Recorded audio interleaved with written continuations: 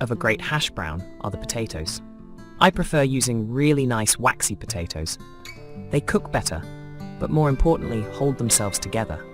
We're not going to slice the onion or the potatoes, we're actually going to grate them.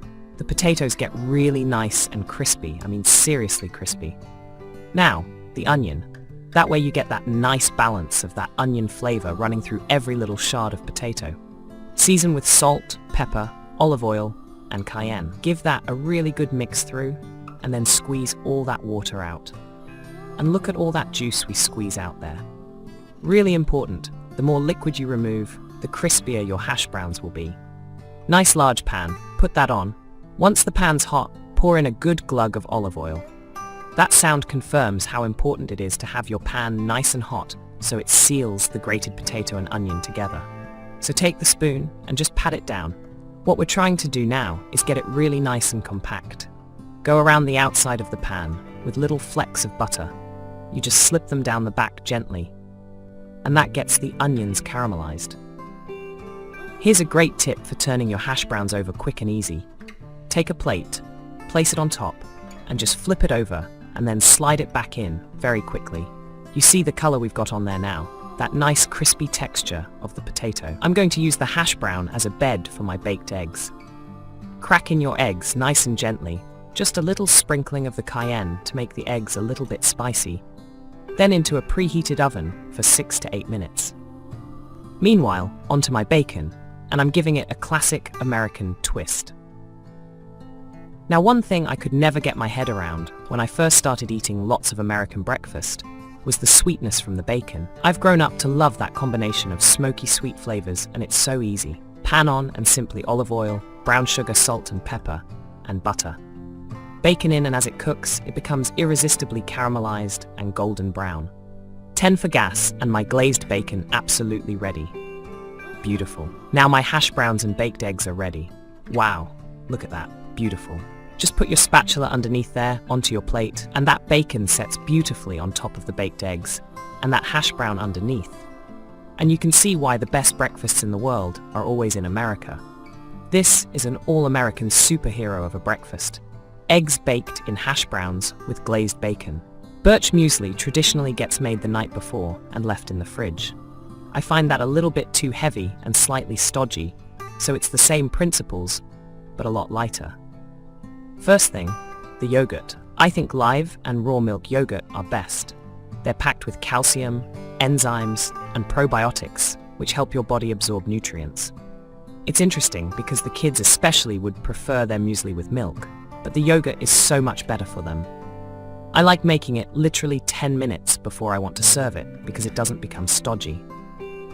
Yogurt in, apple juice. That's a great way of sweetening the muesli. A couple of tablespoons in, give that a little mix. Now sprinkle in the oats. I like putting 2/3 in now to absorb and almost double in size, and the last third of oats in at the end. Oats are low on the glycemic index, which means they slowly release energy to keep you going right through to lunch. I quite like it when it just falls off the spoon. You can see literally in seconds it's got thicker. The rest of the oats in, so I've got different textures now. Mix that up nicely, and it literally takes 3 or 4 minutes to put together. Let's get a dry pan on. Almonds, incredibly healthy. Toasting them, even better flavor. Flake them into the pan, lightly toast them. That gives a really nice sort of crunch to the top of the muesli. Roll them around the pan so they're evenly toasted out into a bowl. The exciting thing about putting your own muesli together is that you're in control. Blackberries, summer raspberries, strawberries, and so it changes. Berries don't just taste great, they're packed with antioxidants and vitamin C and K. So just dot the top of your muesli with your blackberries, generous on the blackberries, sweetness, tartness, acidic, and then just sprinkle over your nice almonds. I quite like a lot of crunch on top, so be generous. That looks fantastic. Perfect way to start the day. My quick birch muesli doesn't just taste incredible, it makes you feel fantastic. It's my ultimate healthy breakfast. There really is no better way to start the day. I've never forgotten. I think it was about 6 years of age when Mum brought this huge tray of eggy bread to the table, and it was like, wow, man, we've died and gone to heaven. Start off with a slightly stale bread, 4 or 5 day old loaf left over. If it's a fresh bread, then it absorbs too much of the egg, so therefore it gets soggy. You never get it fried and crisp. And if you're not going to use it with breadcrumbs, eggy bread is a must. In France, they call it pain perdu, the lost loaf. Now, eggy bread is great on its own, but serving it with stewed apples is delicious. So the secret here, keeping the skins on. It's a lot of flavor in the skin, and also it stops the apple from breaking down too quickly. They get these nice chunks, as opposed to a sort of apple puree. Now get your pan nice and hot, and sprinkle a couple of tablespoons of sugar. Take the sugar down to a light caramel. It's quite incredible how cheap it is to make this, and yet it was so filling. If you haven't got apples, this recipe will work pretty much with any fruit you've got in. Don't be scared to mix a pear and an apple, a banana and a pineapple. Just chew it lightly, toss in the caramel, get a little knob of butter. That makes a nice toffee apple flavor. Really simple. Now you can see what's happening. The apples are caramelizing, but they're staying intact because the skin's on the apple and the caramel's turned into this nice rich butterscotch sauce. Once you've glazed all the apples, a couple of tablespoons of water in there. Bring that boil and let that cook out. Now the eggs. 3 whole eggs. Whisk up the eggs. Add about 4 tablespoons of milk. You want the egg thick and rich, and then lightly sprinkle in a couple of tablespoons of sugar. That sweetens up the mixture, and when you start frying the bread, it caramelizes it beautifully. A teaspoon of powdered cinnamon, that gives the bread that really nice spicy deliciousness. Apples are glazing beautifully, and put them on a low heat and get a pan on now for the bread. A teaspoon of oil, and stops the butter from burning.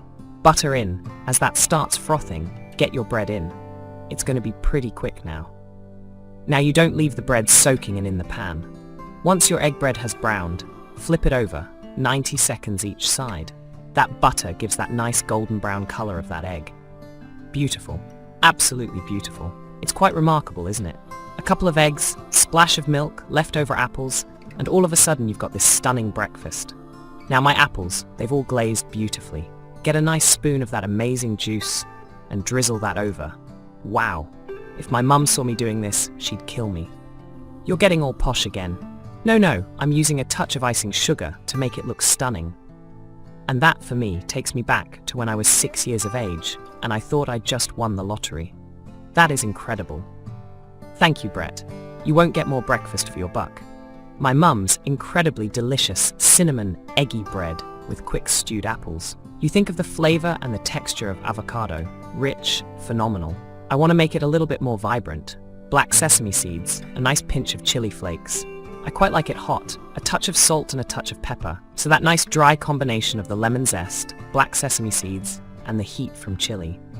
This is light, healthy, quick, but so tasty.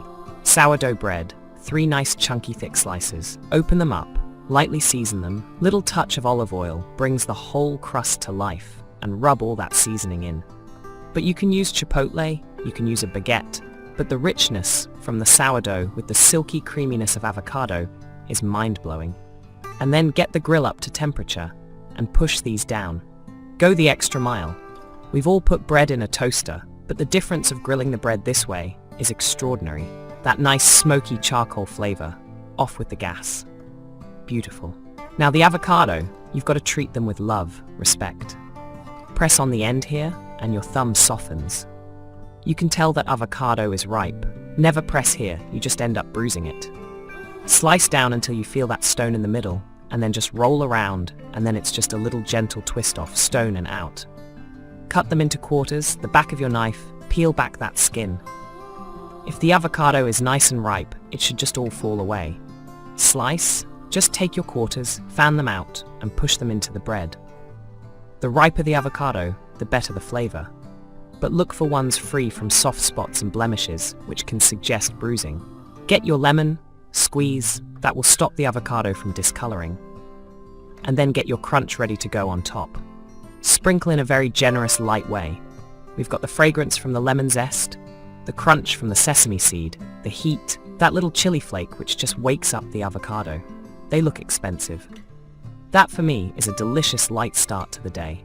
Avocado on sourdough toast with lemon and black sesame sprinkle. We're actually going to grate them. The potatoes get really nice and crispy, I mean seriously crispy. Now, the onion. That way you get that nice balance of that onion flavor running through every little shard of potato. Season with salt, pepper, olive oil, and cayenne. Give that a really good mix through, and then squeeze all that water out. And look at all that juice we squeeze out there. Really important, the more liquid you remove,